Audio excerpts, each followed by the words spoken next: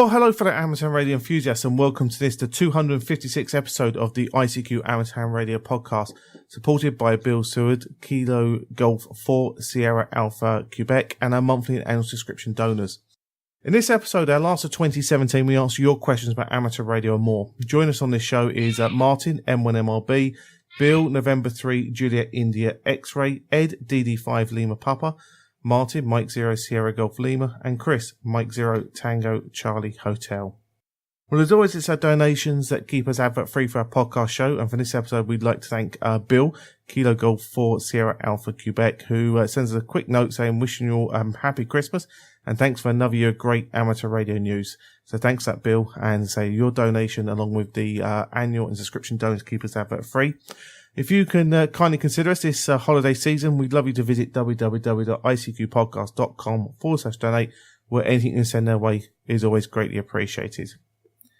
Well, guys, welcome to the last show of the year, guys. I hope you're all really well and looking forward now to answering our listener questions. Maybe we'll get started now with our first question. Hi guys, this is Neil M0NJH, and I've got a question about the relatively new 60 metre band. In the UK, we have small discontinuous sections of the band, while the US has spot frequencies or channels. And every month we hear another country has been given an allocation, usually a lower power like 15 watts, whereas in the UK we're fortunate to have 100 watts maximum. From an international perspective, many channels and band sections don't coincide, so cross-border QSOs need a lot of planning and perhaps split frequency operation. In summary, the situation seems to be a bit of a muddle. And do you think we're moving towards a continuous band internationally? And if not, what is stopping this? Thanks a lot, guys. I really enjoy your fortnightly shows. Keep up the good work. 7-3.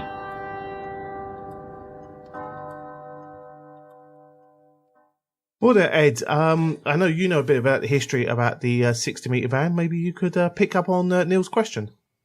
Yeah, happy to do that. First of all, Merry Christmas to all the presenters here and to the listeners. 60 metre band has been somewhat of a mess for some time. About 3 or 4 years ago, I actually interviewed for ICQ podcast the IARU president, and he took that to the World Radio Conference 2015. At that time, the situation was that certain channels had been allocated to amateurs under special conditions in the US and similarly in the UK. In the meantime, the UK channels have now become small bandlets, as Neil said, and there are some overlaps between those two. What came out of World Radio Conference 2015 was the very narrow band of 15 kilohertz, and a very low power of 15 watts EIRP, that's isotropic radiated power. So roughly calculating back, that's about 5 watts out of the rig. So very low power. Now, a lot of countries have in the meantime been allocated that WRC allocation. And whereas obviously between those countries, communication is possible within the band plan for that 15 kilohertz. Communicating, for example, from Germany or Holland to the UK, there are only 2 overlapping frequencies. So that, as Neil says, makes it very difficult. What is hoped for in both the US and the UK is to get the 15 kilohertz WRC 15 band added in addition to the channels that they currently have and at the same power level.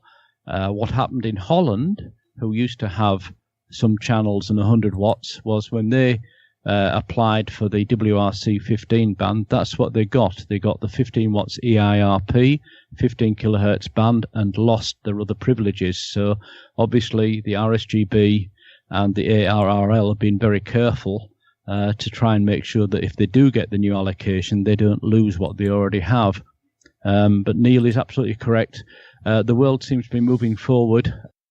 More and more countries are getting the standardized band, but it seems it's a little difficult to get things changed in both the UK and in the US. So that's about it. So I can only comment and agree with what Neil says. It is still a mess, especially for those countries that don't have the standard WRC 15 band yet. Yeah, I agree with you, Ed, on that one. In many ways, in fairness, it is a bit of a pain. We all want to operate. It's a great band to operate on, but I thought that the WRC new ruling would have helped, and it probably will, but as you said earlier, there are lots of people still using those frequencies, and moving people off, there's a cost implication. I mean, if you're a land mobile or something, you've had your license and you bought your rigs many years ago, you probably don't want to change them. So I can understand but it is a real pain, because us amateurs have got all excited with our spot frequencies. We've seen what it can do. I'd like to see personally 100 watts across the band on this, a set of frequencies worldwide with 100 watts, and I think that would be a great one to use, because I think it's a great band. Yeah, Martin, you're a big user of the 60 meter band. What's your take on this? Yeah, well, you're right. I use 60 meters a lot. It is, as I've said before, the gentleman's band of HF, like 4 meters is for VHF. I mean, I've got the list of frequencies that I have as a little an icon on my desktop, so when I am tuning around, I know what I'm listening to. I can know if I'm going to transmit that I'm going to be in band. It's ridiculously complicated. I know that if we are if there was to be a set band worldwide, there would be some people that would have to move away. They'd have to. There are certain users, probably commercial services and stuff, that are in that band at the moment that would need to shift in order to be able to do that, or would need to agree to us becoming secondary users of that band. It is complicated, but I do fear going forward, if we were to adopt the same allocation as some of the other countries, where you get this band, which would be nice, but 15 watts. I think 15 watts is somewhat stingy, especially in a time at the moment when the HF sunspots are very, very low and there's not much propagation out there. 15 watts, I think you might struggle with, whereas with 100 watts, give yourself a chance. I've done a lot of contacts on 60 meters all over the UK. Never actually had one outside of the UK yet, but not been trying. But to be able to go on there, put a couple of calls out, and guaranteed to get someone come back to you, and not just come back to you with a 5.9 neck, someone will come back to you and have a really, really good, long, in-depth conversation. It's a lovely, lovely band, and anything we can do to harmonise these frequencies has got to be a good thing, as long as we can keep the power. True. I mean, Bill, from an American perspective, the 60 meter allocation there, and how do you see that this is all going to be harmonised, I suppose, from a North American perspective? Well, I'm not really sure at this point. The current allocation's 5 individual channels, and from what I can tell, the 5 channels, your secondary users, you can use up to 100 watts. I've only used a couple QSOs on 60 meters, but from what I understand from reading and talking to other folks, it's a really nice band, and they use it for various emergency drills and stuff, because it covers a good region, good swipe of the country. And recently, it was beginning of November, they had a interoperability day where they we're using channel 1 on both military station and amateur station. You could, and Army, I think it was Army Mars, Army and Air Force Mars. And I'm just looking at my notes here. And so I know that it's being used. I know people are thinking about it. So I agree with the other folks. If we keep what we got and add in that extra swipe, that the WRC 2015 band that they're talking about, add that in, as long as the power is 100 watts, I think we'll do pretty good. I'm not exactly sure how well 15 watts would do from coast to coast during a large scale situation. But in essence, in terms of actually, bringing that continuity and everybody internationally working the same way, I mean, could this actually mean a whole new WRC sort of conference to pull everybody together to get all the harmonisation across the board? Do you guys think? I think that's very likely. No, I would say that the WRC and the IARU and the ITU have already agreed this. It's the local authorities, regulators that need to come up to the mark. There's nothing to stop the US FCC, if they wish to give that band to the amateurs there, setting a higher power level.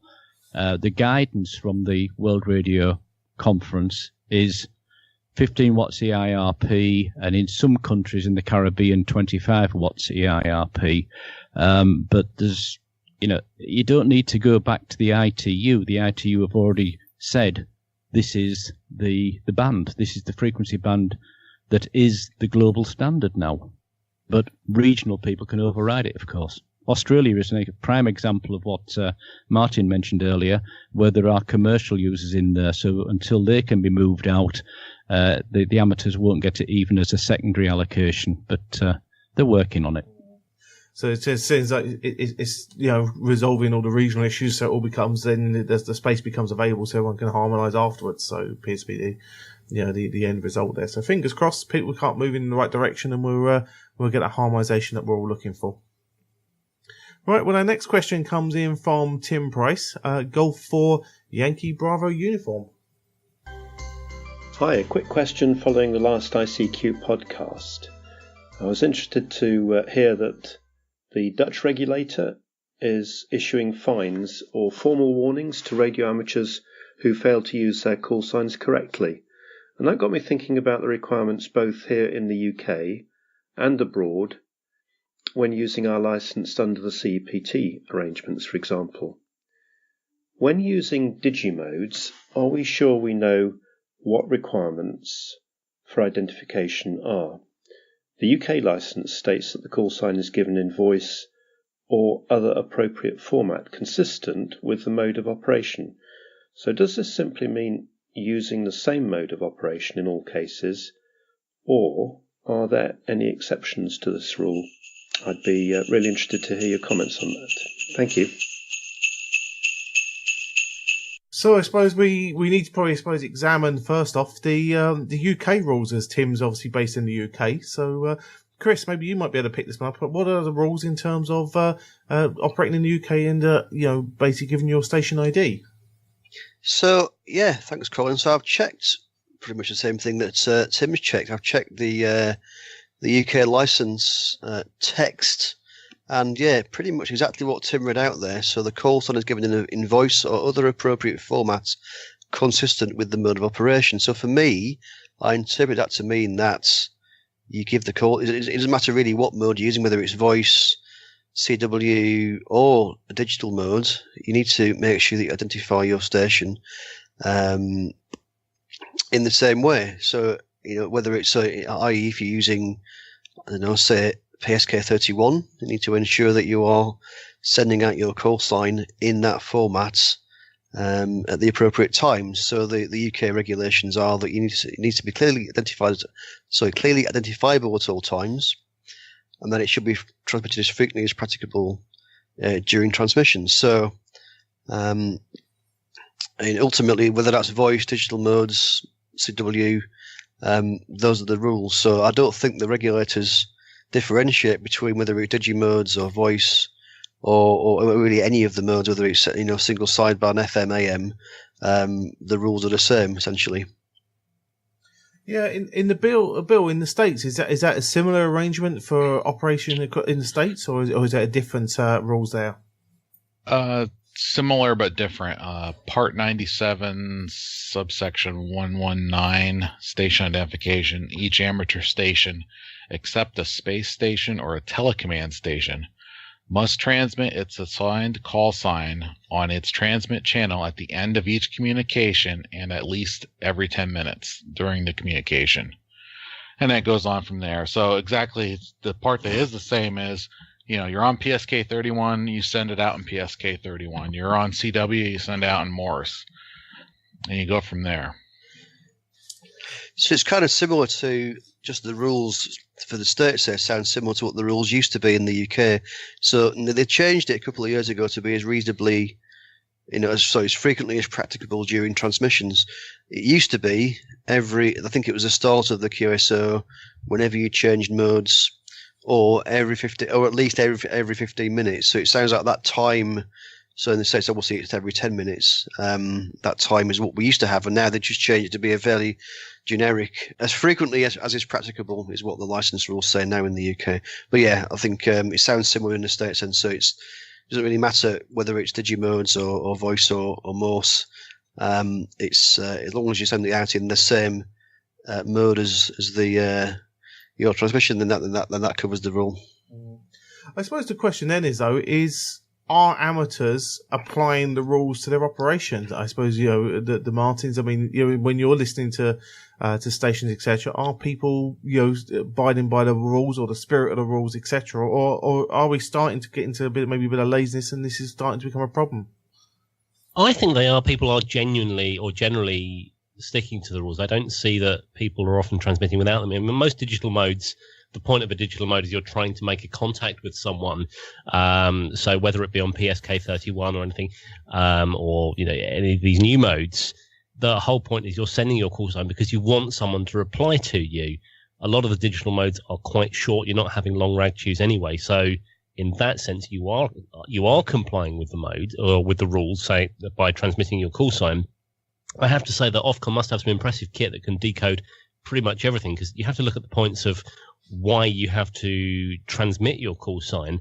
It's as a legal thing, so the person you're talking to is a legal operator, and two, generally, so if you're causing interference, they can hear you identify yourself, and they know where to go to speak to you, to ask you to shut down and quit operating.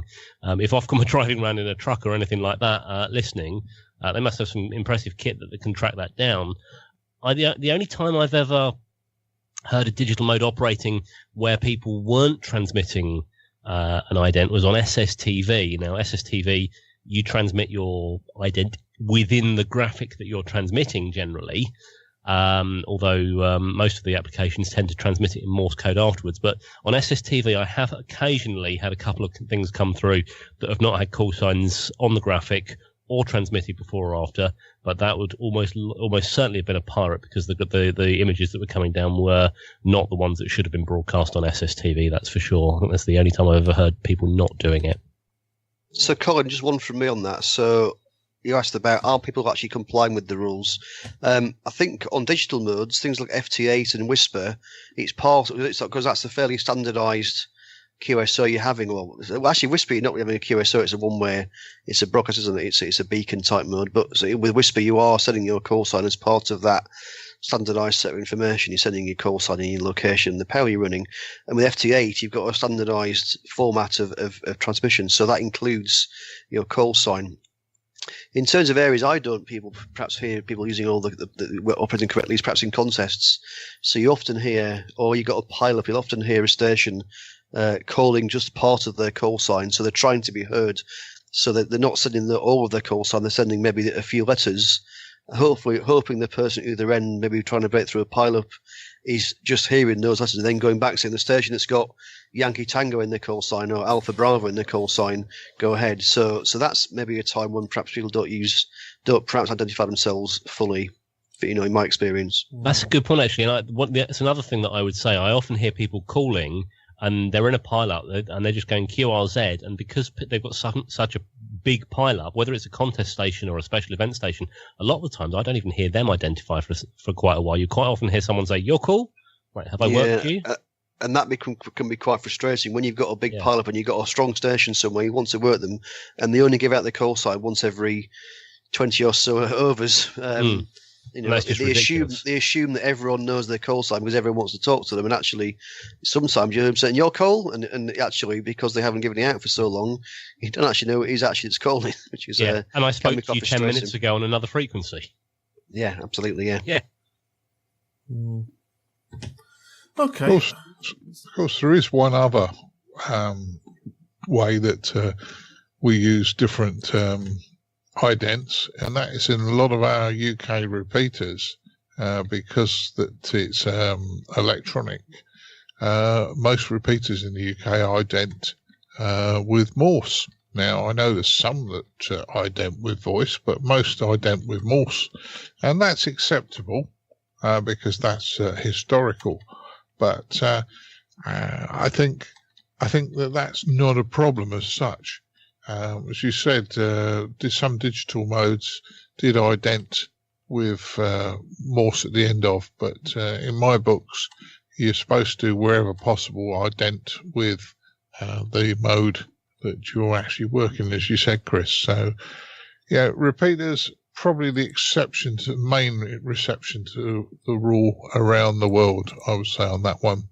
And Ed, I think you said something about Japan had some special rules on this. Is that right? No, that wasn't me. Was that Chris or Martin? I think Bill might have mentioned that. Yeah, the earlier versions of MMTTY and MMSSTV always just automatically sent your call out in Morse, and I think that was a holdover from a Japanese rule back in the early, well, this would have been late 90s, early 2000. 2001-ish. And they made that checkbox pretty relatively quickly, so you could turn that off if you didn't need it. As a bit of a curveball, can I just ask one question based on this? We talk about transmitting your call sign within the mode that you are transmitting, but your license also says you have to talk. You are addressing either as a CQ call or as a point-to-point. I call you, and we have a chat call. You're not allowed effectively to broadcast. What does Whisper come under? Because that's not technically CQ, is it? But it is a broadcast. That's interesting, because Whisper is obviously a beacon. It is a broadcast because you're not actually directing it to a particular individual. So I'm actually not sure where that fits in. That's a good question. I think that's going to be a grey area, and I think if you were to ask the question of the authorities, they might look at you and think, we don't have an answer to that. I've got another one actually as well, which is around digital voice modes, things like D-Star and Fusion and DMR, where you're actually sending. So, I mean, I know probably more about D-Star than either modes, but with D-Star, you program your call sign into your radio, and when you transmit it, that gets sent alongside your voice. So actually, you can see the person's call sign on the receiving radio. Now, does that mean you have to also identify it in voice as well, or is that sufficient? Again, it's not an answer I've got, I'm afraid. I would say that it's sufficient to do it, to not say it. And don't quote me on this, but I would say it's sufficient not to, because you're right. The data is going out. The whole stream, the voice and the text and any message you put along with it, is being transmitted as one data stream. So I would say that covers you. Yeah, but likewise, sorry, Martin. No, I was just going to say it doesn't cover you. I wouldn't say that the DMR covers you, because that's just a number. Yeah, and I was certainly in D-Star, it transmits it as effectively. My D-Star radio is programmed up with M0SGL. Yeah, about Fusion, is that a similar thing? Yes. I believe so. It's the call sign again, is it not a number? No, it is the call sign. You just put that in the radio. Whereas with DMR, you have to register your name and call sign, and that's with a body that is not a regulator. That's just with the people that operate the DMR network. So you could put anything you like in there. But essentially, what we're saying is that number then is not, unless you knew what that number meant, you wouldn't have. So I suspect with DMR, then you would have to use your call sign for definite. Exactly. I don't think Ofcom would accept that. If you would say, "Well, I'm transmitting my call sign as or my number," I don't think that Ofcom would recognise that. I think they would say, right, you're transmitting it, we can't decode this without going to a third-party website. Yeah. No. And I suppose likewise, it may not be Ofcom, it might be an overseas regulator as well. Exactly. So yeah. As far as Whisper on the States, if Whisper counts as a beacon station, Part 97, subsection 203, sub G, a beacon station may transmit one-way communications. So as long as it counts as a beacon station here in the States, it's A-OK.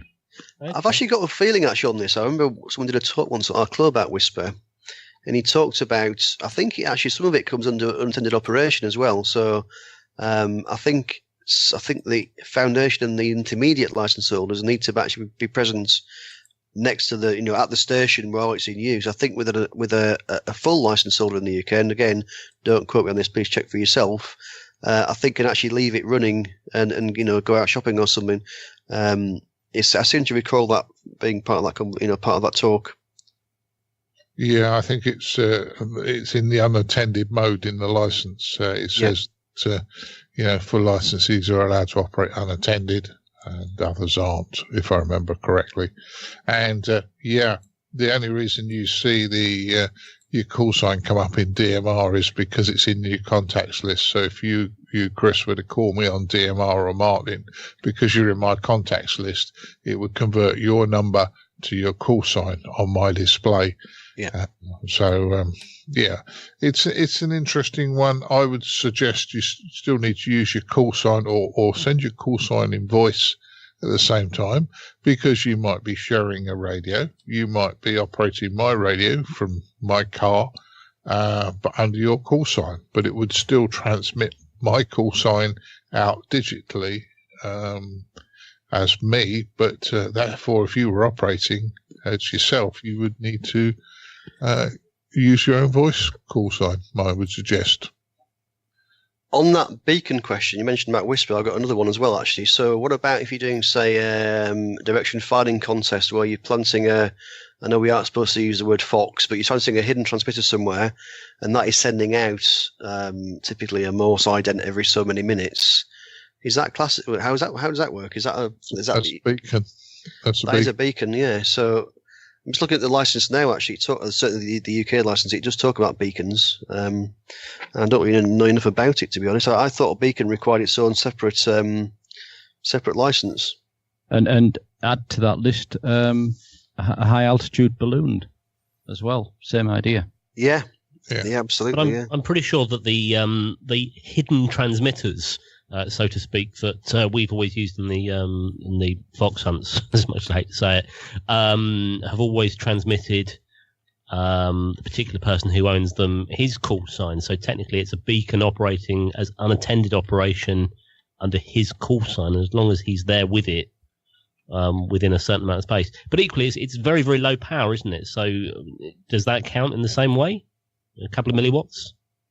We've obviously agreed that some of these digital modes like Whisper and FT8, you can be right down in the noise and it goes on. So, I'm just looking actually at the license. It talks about a maximum power of 25 watts ERP PEP. So actually, it looks like a full license holder, and again, needs to go and check it for yourself. A full license holder in the UK can operate a beacon. There are some restrictions there around power and the frequencies that can be used, etc. But there's a whole schedule around it. And for example, you must be able to shut the beacon off within 2 hours of a demand being placed by Ofcom. All right. Well, that makes sense. It makes sense, and also, if you're doing radio orienteering, because we're not supposed to call it fox hunting anymore. Radio orienteering, you should be able to shut all the beacons down fairly quickly, because you know where they are. So actually, it's quite a big subject. I mean, Tim's obviously it's a good question, because it's not one I've given an awful lot of thought about. Other one would be something like APRS, where you're sending out your location, for example. There's lots and lots of variants, isn't there? I suppose of this and how you ident. Well, you beacon your sign within your NEMA string. So you're beaconing your call sign all the time. But yeah, APRS is actually part of the time you're beaconing, and part of the time you could actually be in a two-way data conversation, depending on how you're using it. You are with the digipeater, aren't you? Because the digipeater usually responds to you and says, hey, we've heard you, and here's a load of other people we sent, unless it's just one of the stations that listens to you. Yeah. In which case, you could argue that technically you're in conversation with it, but if it hasn't responded to you, grey area.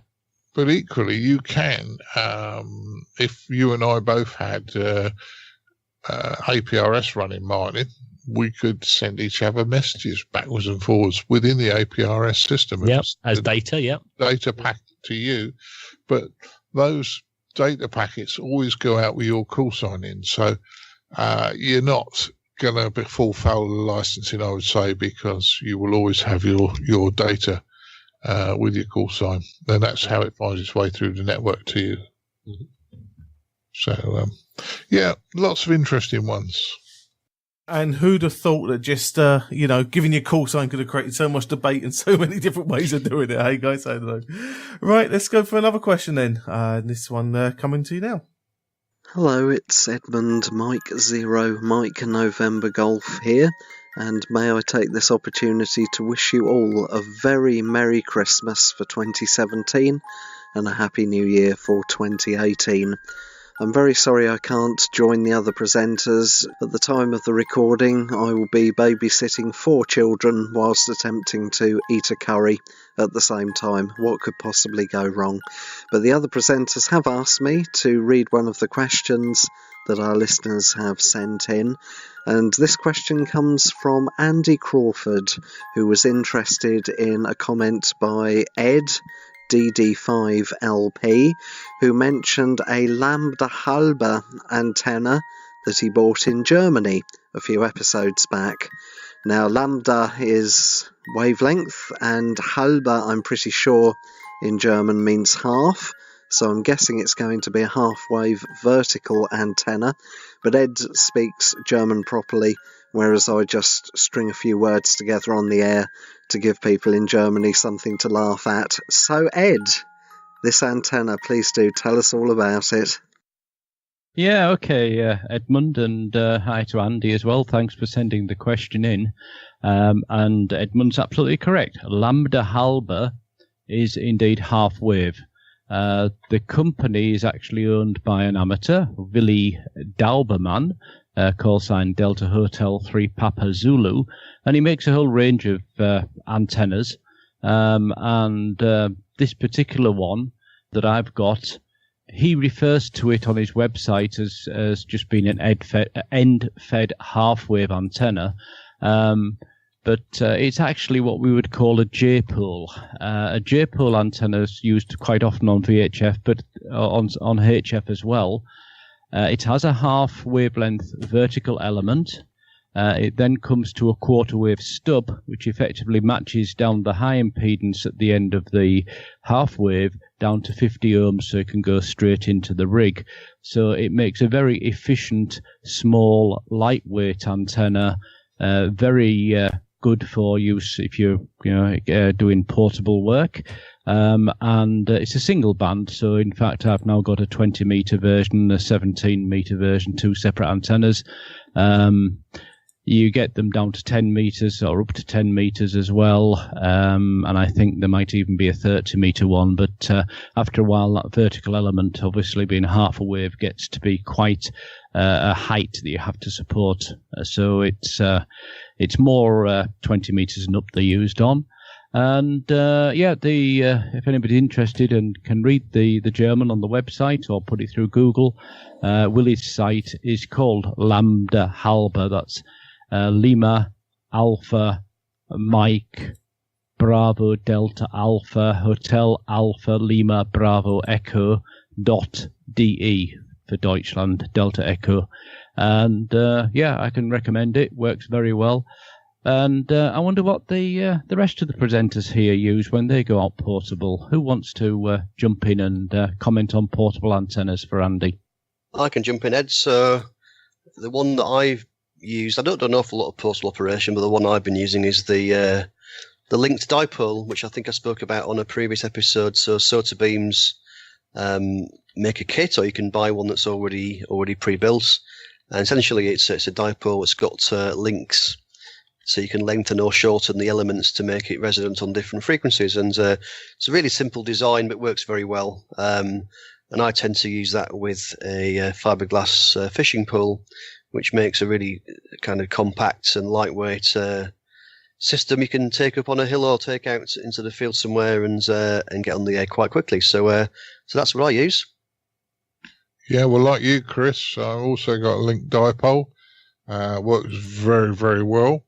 Other antennas that I'll often take out, I have a half wave for 20 meters with an L match at the bottom of, which I've certainly used with QRP gear, and it works quite well. I've used it with my ICOM 703 and with my PSK transmitter that I built many years ago. So that works fairly well. But the other ones that I tend to use is if I'm out on my own and I'm being lazy, quite often I'll just put a mobile whip on top of the car. Not very efficient, but it's worth a go. One antenna is better than no antenna. So that's kind of me when I'm in my lazy mode. Yeah, and portable antennas for me, in my soda backpack, I keep end-fed half-wave, which I think is pretty much what I use most of the time because it's really quick. And then the other antenna I carry is also link dipole. Link dipole in some situations works a lot better, but the end-fed is way quicker to put up. So if I'm just doing a quick activation, I usually throw that up quick and just let the tuner do its work with it. So Martin, you've got an interesting antenna, although you don't at the moment have a HF portable rig, haven't you? Yeah, you're absolutely right. I mean, I had HF in the car for a long time. I had an ICOM 7000 out there, but with the antenna on it, it just wasn't efficient to try and use in the car. It was 8 foot long, something like that. And with the tuner, it ran from about 40 meters up to 10. It worked okay on the higher bands, but as soon as you go down onto the lower frequencies, it was a bit useless. And in the end, I sold the radio because I just didn't have much fun with it or much time to use it. But no, I had I think it's called Pro Whip antenna. It's basically a telescopic antenna that you push up and it sort of sticks together by friction. And there's a wire that goes up the inside of it. There's a little, I guess it's a balun of some sort at the bottom. I don't know what kind of windings on it. And then a horizontal wire that just goes out as a ground plane or a counterpoise across the ground. It just clips onto a little stake that comes with it. And you plug it in at the base point. It goes up 6 meters. It goes along the ground about 10 meters. I didn't expect much from it. It wasn't particularly expensive. I got it at a rally.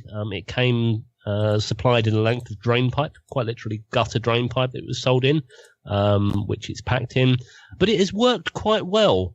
When I moved into my old house, I didn't have a dipole or anything up at the time, and I wanted to get something on the air, so I stuck this thing up in the garden just to have a play with it. And the first few calls I got back were all across Europe. I was quite surprised for something that only had one counterpoise.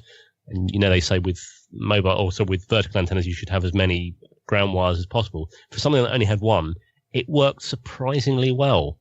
So, yeah, credit to the guy that designed that. But what it was called, I don't know what the official name of the antenna would be.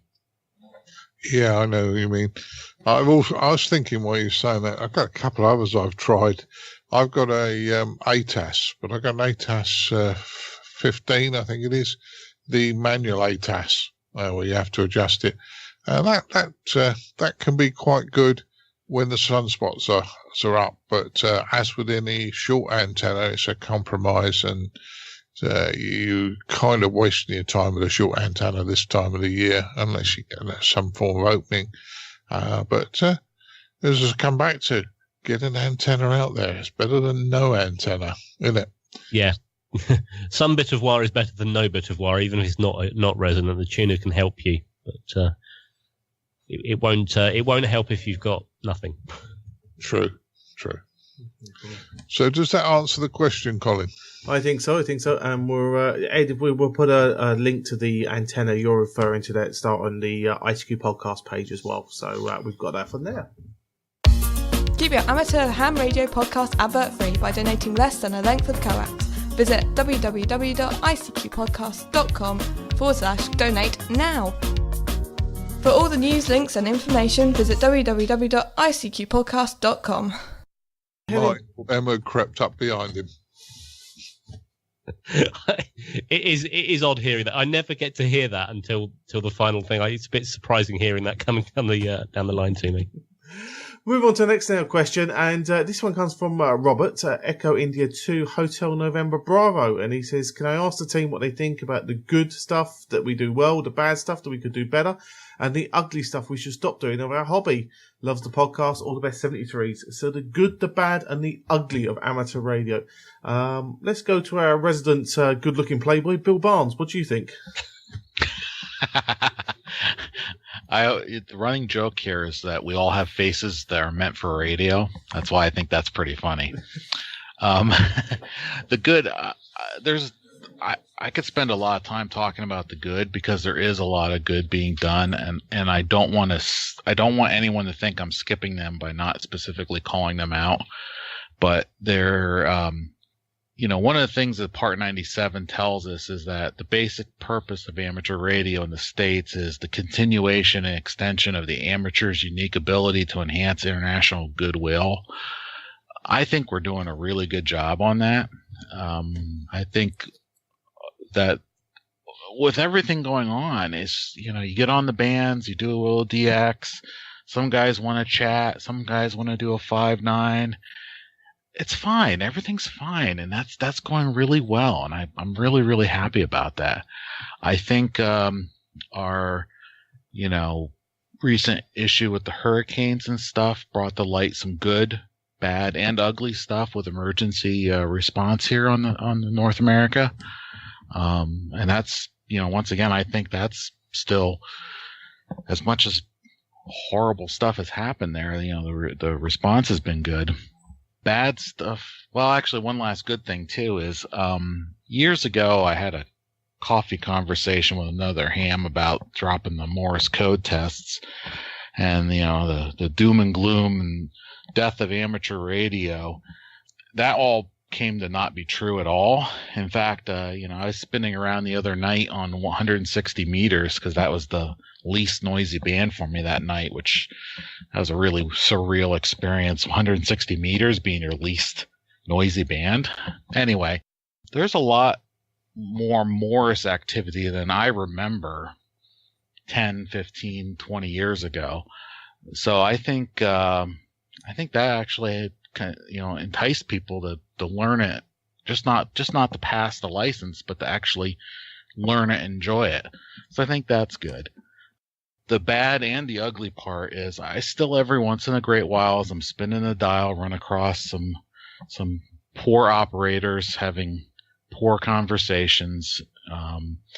I think they have their amplifiers turned all the way up. I wish some of them would go away. But I don't hear that as much as I used to. So I think that's getting good as well.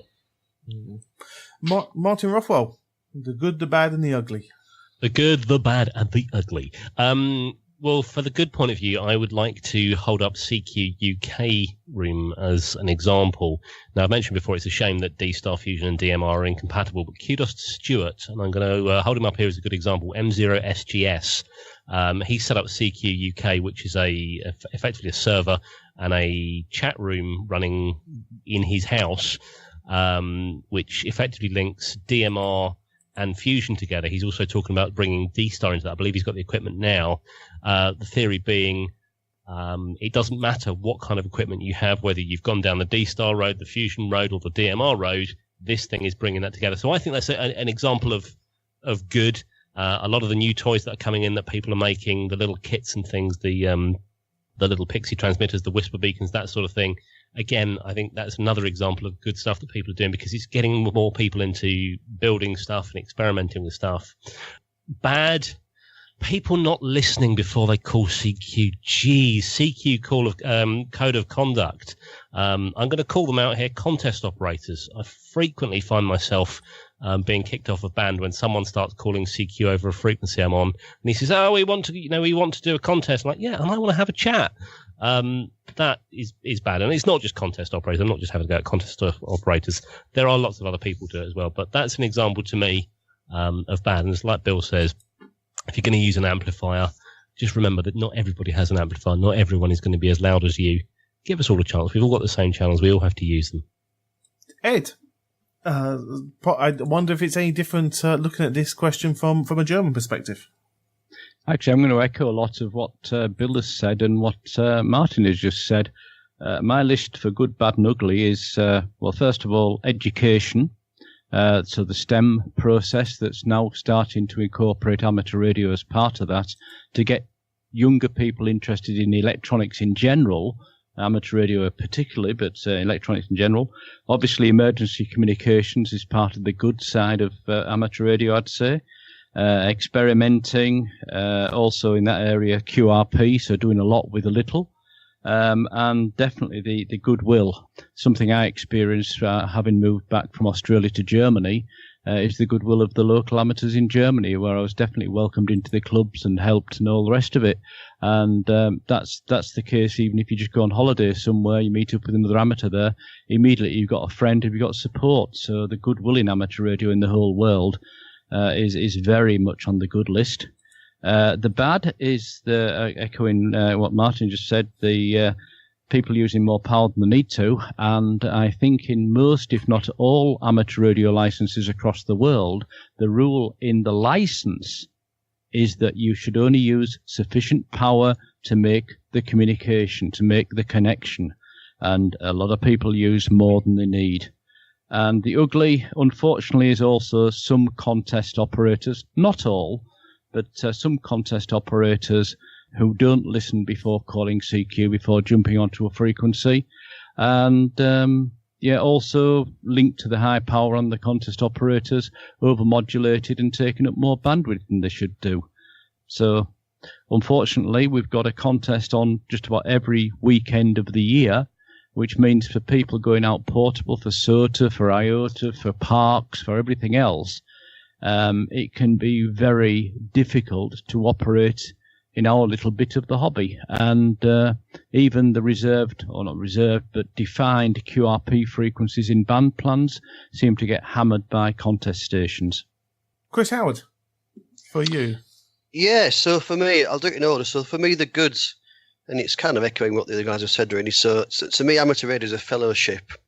We've got a bunch of people with a common interest. We can communicate with each other. It's really building international friendships, people around the world.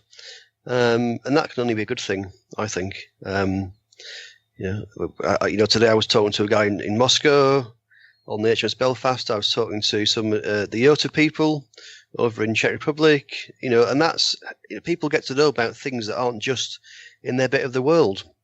Us amateurs are not isolated and don't just think about, our world. We actually have a slightly broader horizon. So I think that's a good thing. I think in the bads, I think there are some elements of amateur radio that are quite elitist, especially here in the UK. We have people that like to bash the three tier licensing system. So we've got people that like to bash foundation and intermediate license holders who like to think they're better than them because they did a different sort of exam 30 years ago than perhaps you do now. So that's something I don't like really. And also, similar thing in the elitism, things like, people say, I wouldn't use D-Star, or it's not real radio, or I wouldn't use, DMR or Fusion, that's not real radio. For me, it's a very large hobby. There's a lot of space in our hobby, for us to get on. We don't need to be saying, I'm better than you, or I don't like that thing because it's new. Well, that's fine, don't use it, but don't bash somebody else for using it, New technology is what this hobby is all about. Give it a chance. And likewise, I think echoing what Ed and Martin were saying there, we seem to be infighting a little bit. We have, like Ed was saying, we have regular contests, and we have people that like to do contests, and we have people that like to rag chew. We need to get on together. We're not in competition. There is space for us all to operate, and some people like to think that what they do is the only thing you should be doing. You should only, if you're a contester, if you're an amateur radio, you should be doing contests. Well, actually, not everyone wants to do that. Or if you're an amateur radio, you shouldn't be doing contests. If you look on Facebook, there are constant arguments about the fact that the bands are busy at weekends with contests, etc. So I just think we need to get on better. I think that life's too short. We're all in the same hobby. If we're not careful, we're going to lose our hobby. We need to all, we're all essentially doing the same thing. Okay, we're doing slightly different things, but essentially, ultimately, we're all operating radios. We're all trying to. And if you look at it from the outside, we're all amateurs. The fact we've got little differences between us, we need to be working together. So that's me for the bad. And for the ugly, well, it's people that, of course, deliberate interference, people that abuse repeaters, people that play music and use bad language and do all kinds of strange and weird things on repeaters, particularly. That's for me, that's the ugly. Mm-hmm. Dad, over to you then. You good, you bad, and you're ugly. God, yeah, I don't get much left, do I? Sorry, Martin. No, it's all right. I agree 90 cents with you guys, but I'm gonna kind of give the good a different spin, and it is about friendship. I have had times in my life where I've earned fairly good money, and I've had times in my life where I can't rub two halfpennies together. And that's not me cribbing. What I've generally found is when I worked in the computer industry, the minute I was on hard times, everybody dropped me like a stone. When I got into amateur radio, people wanted me for me and not what they were going to get out of me. It wasn't that I wasn't a material there as a material. And people were genuinely pleased to see me. The friendship was there. And it was genuine. And we as a group of amateurs, and there are very few amateurs that I've met that I really dislike. The majority, and there's always going to be some, but the majority share. We pass things amongst each other. There is not a particular snobbiness in our group. If I've got a radio I've bought at a junk sale for £15 and it's working, and I'm communicating with your £3,000 super duper box, we're still having the conversation and nobody gives you grief over it. So I honestly feel that the good of this hobby, both in the UK and worldwide, is the friendship. And they often say you get lots of acquaintance and very few friends. You can count all your friends on one hand normally. Well, with amateur radio, I don't believe that. I think I've actually got more friends via amateur radio than anything else I've done in my life. So to me, that's the good thing. And I'm sorry if I'm getting a bit philosophical here. What could we do better? We could listen to the new people coming into the hobby. There's the saying, you have two ears and one mouth. Listen twice as much as you talk. Find out what other people want. Let them ask the question, because they're probably going to make you think and help you as well. And they may have a very, very good idea. And like Chris, people that deliberately cause interference or just are very bigoted over things they don't know anything about. And it's all too easy to take the mickey out of somebody. If you don't know about it, the person that's taking the mickey usually doesn't understand the subject. So that's where I'm coming from on this one. That's why I like amateur radio. Mm-hmm. The friendship and the learning and the working with a good bunch of people. Yeah, from me, I'm going to look inwards. I'm going to say the bad. We have to change the feature jingle. We've been talking about this for years, 9 years, and I can't believe we've still got that jingle. I sent you one, you didn't use it. Yeah, okay. That's cute. We have to do that next year. Okay, we have to do that. The ugly. When people come up to me at ham fests and conventions, you talk to dealers and really clever guys who design stuff, etc. And basically, and thank us for what we do on this show and want to talk to us and want to know how people are going to be.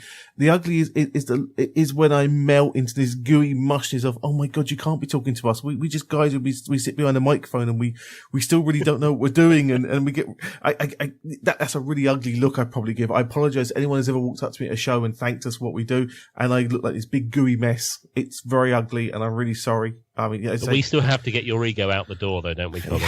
Yeah, it does inflate a bit over the other thing, and then that probably moves nicely onto the good.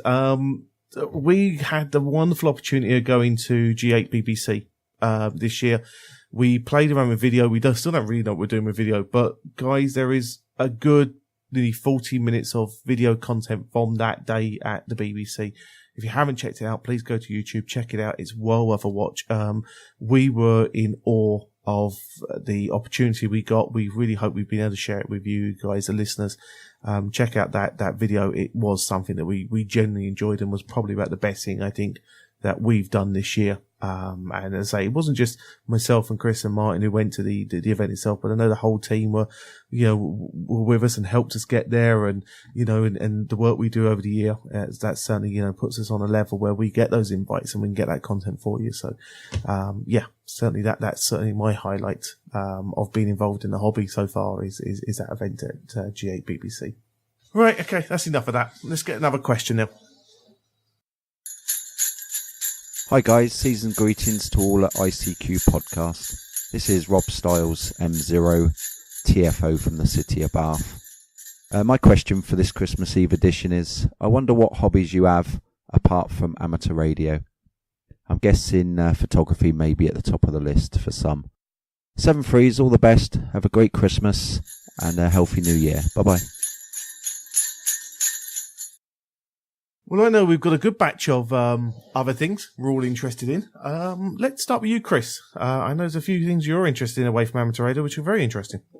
Other hobbies, well, it's funny you mentioned photography. That's something I used to do many years ago. In fact, in my teenage years, I used to, way before digital photography came along, I used to develop my own films and print photographs, that sort of thing. But that's not something I've done for quite a while now. I cycle to work. Is that a hobby? I guess it might be. A bit cool this time of year. I've maybe not done that for a couple of weeks, but that might be one. I like to go walking when I can, although I haven't had a lot of time to do that recently. And I sort of work in IT, but I also quite like messing around with computers, so I suppose that's perhaps another hobby perhaps that you could have. Well, I suppose is it a hobby if you work in it as well? Maybe it is. So maybe a bit of computer type things as well. Yeah. Martin Rothwell, yourself as well. I know you've got a very busy life at the moment and things have been changing and continue to change, but I'm sure there's other things going on as well for you. There's all sorts of things going on for me. Yes, photography does rate quite high up there. I've got a fairly decent camera. I don't do as much as I should do, but I need to get back out and learn some of the new tricks that I can do with my camera. I've got some nice shots that I took, so I do like that from time to time. And it's surprising as well how many other amateurs seem to like photography as well. Like a bit of DIY, can turn my hand to most stuff. That's a trait I got from my granddad and through my dad and onto me. So most things I'll have a go at. I love playing with the power tools, but generally bigger than I need or can safely operate, but a bit of DIY. I do broadcast radio as well, not just professionally, but I've been doing broadcast radio since 2003, so quite enjoy that, both presenting and producing, so really enjoy doing that.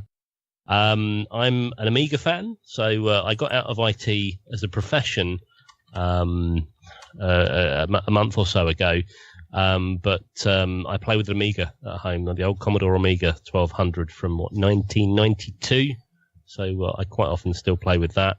And I also like to eat cheese and drink wine. So that's another, I guess you could call a hobby. And looking at the size of my stomach, I probably shouldn't do that as often, but it's definitely a weakness of mine. Bill, tell us about what you're involved in away from the amateur radio hobby. Sure, but before I do that, Martin, man, oh man, we got to reminisce sometime about the Amiga. Oh man. I know, because I asked you the question because the listeners won't know this, but part of Bill's name has Atari in it, and I think if we were back in the 90s and this was in a playground, there'd have been some rivalry between you and I, Bill. No, I had an Amiga 500 by that point. Oh, did you? Okay. Yeah. I got to say, actually, I had an Amiga 500 Plus. I was a big Amiga fan back in the 90s. Oh, look at you with the Amiga 500 Plus. And the add-on hard drive as well. Yeah.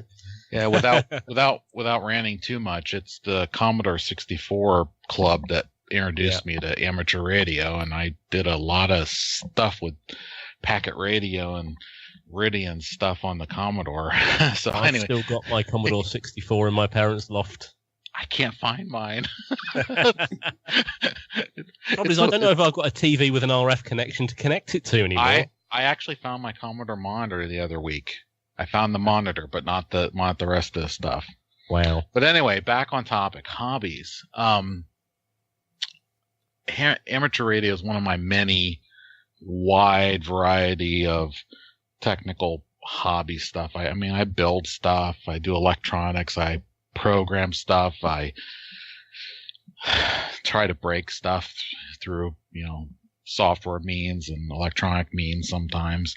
But aside from all that stuff, people don't really know this, but I actually swing a mean 2-inch brush sometimes doing the Bob Ross style wet paintings. Yeah. I always joke about it, but it's like I could never paint until that man calmly talked me down off the ledge and taught me how to paint. and he passed away a long time ago, it feels like now, but that was on our local PBS station years ago, and I still every once in a while, in fact, I'm planning on doing one or two here over winter break between Christmas and New Year's. Sling that 2-inch brush.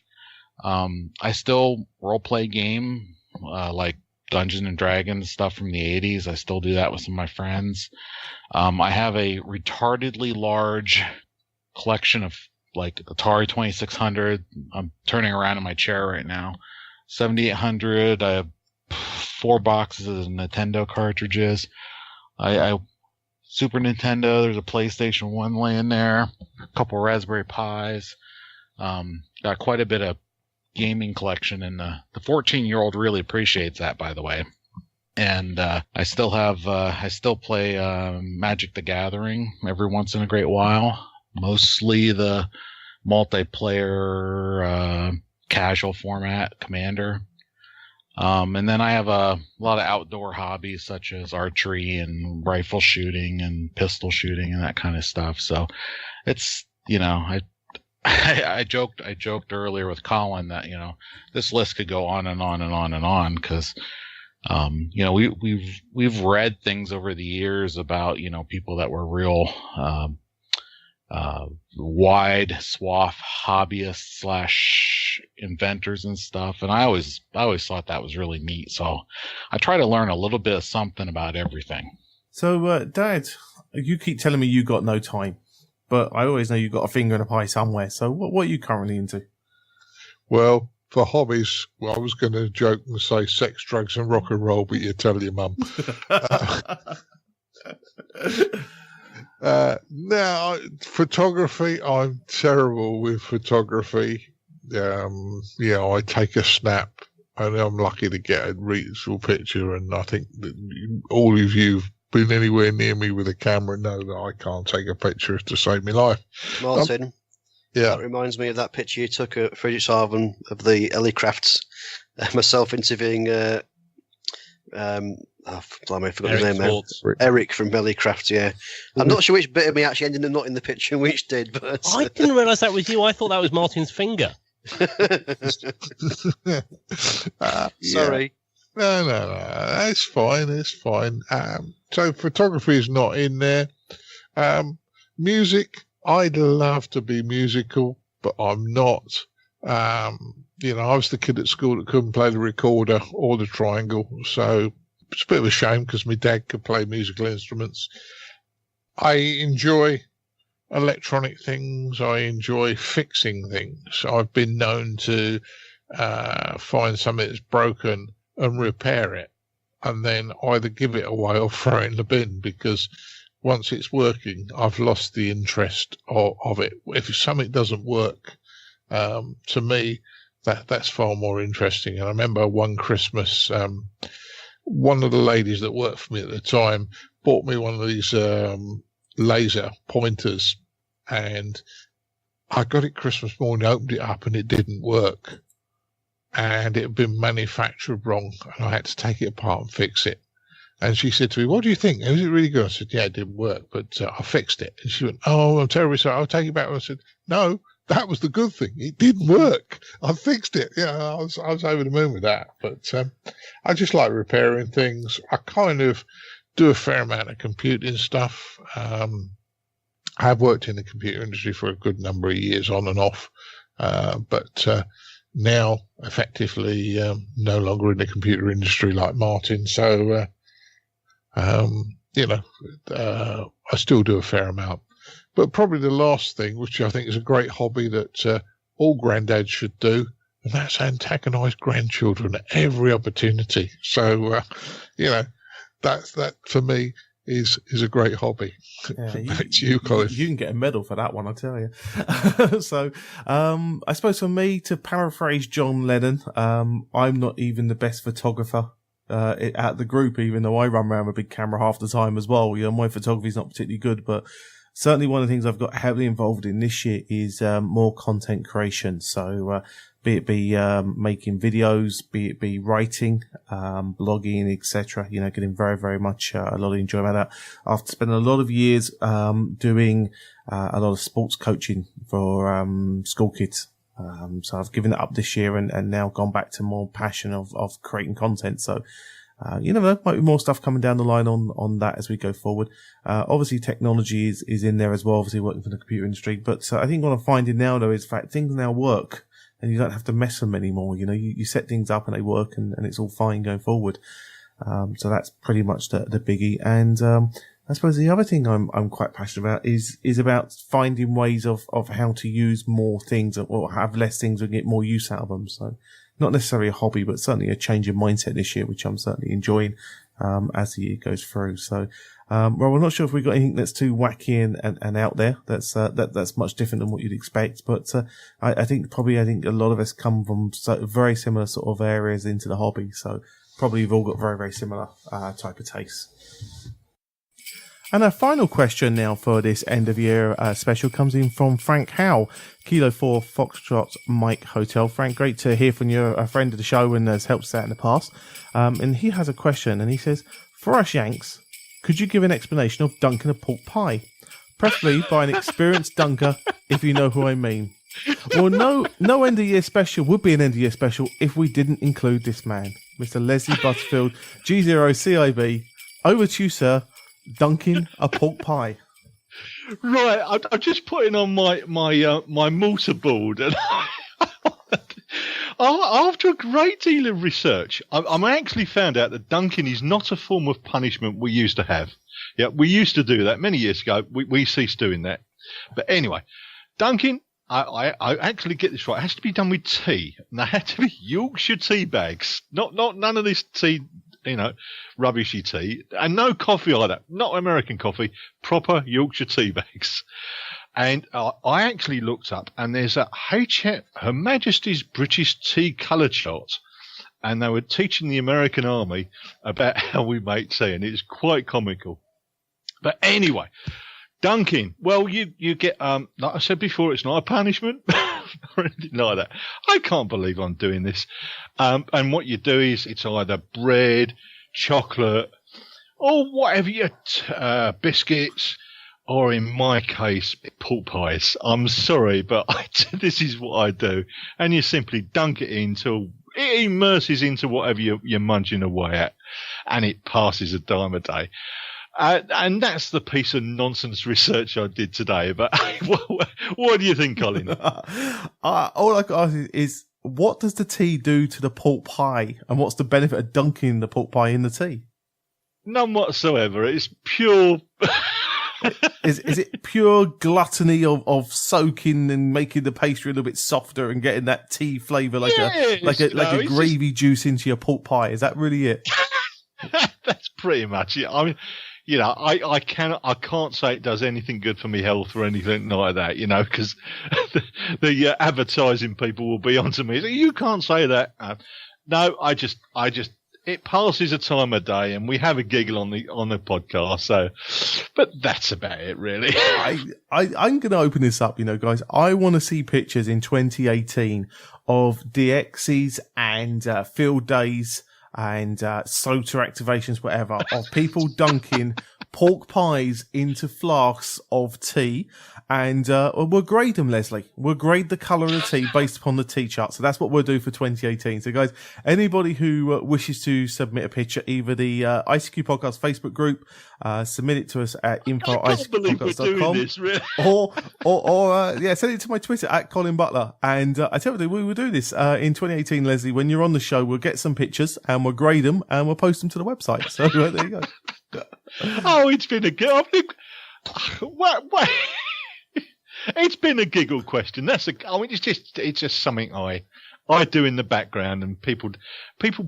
I had to put it on mute because there's a bit of munching going on in the background, and luckily I don't have Chris because I would call that radio interference. But there you go. Frank, thanks for the question, and Merry Christmas, Leslie. All the very best, and I wish all our listeners a very Merry Christmas and all the very best for the new year, and lots of DX. But don't spend too much on the radio because the credit card goes up. Ho, ho, ho. Merry Christmas, everyone. Well, there you go. But we've also seen him dunk pork pies in beer, Colin. So, and we have the photo. I've got a photo of him dunking it in he's either a beer or in a Coca-Cola or something. It was a beer.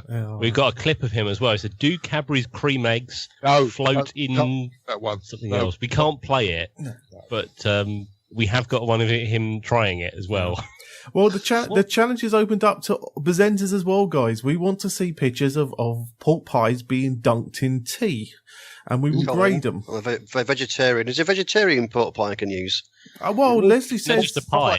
Leslie says that you can dunk anything. So I suppose, we should open it up to any sort of pie. You can dunk it in tea, and we want pictures, and we will grade them for 2018. And for any of our German listeners, if anybody knows where I can get pork pies in Germany, please let me know.